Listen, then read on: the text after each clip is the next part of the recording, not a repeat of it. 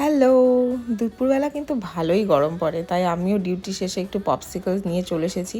আর অনেক দিন থেকে ফক্সটেলের এই পার্সেলটা আনবক্স করা হয়নি, তো চলো তোমাদের সাথে আনবক্স করি। কিন্তু এটার আমি মাথামুন্ডু কিছুই বুঝতে পারছিলাম না কোন দিক দিয়ে আসবে। তো প্রথমেই নিয়ে নিয়েছিলাম এই ডিউই সানস্ক্রিনটা, এটা বেশ ভালো ভালো রিভিউ দেখেছি। তারপরে ওভারনাইট গ্লোয়িং মাস্ক, দেন একটা সারপ্রাইজ হিসাবে এই আমি স্টিকারটা পেয়েছিলাম, যেটা দেখে একদম বাচ্চাদের মতো খুশি হয়ে গেছি। একদমই কোনো আইডিয়া ছিল না যে এটাও ছিল। তারপরে নিয়েছিলাম একটা অয়েল ফ্রি ময়শ্চারাইজার, আর আছে সব থেকে অ্যাওয়েটেড প্রোডাক্ট, সেটা হলো এই পার্পল ক্লে মাস্কটা। এটার প্রচুর রিভিউ শুনেছি, তো এটা আমিও এই জন্য নিয়েছি। অবশ্যই তোমাদের সাথেও সেটা শেয়ার করব।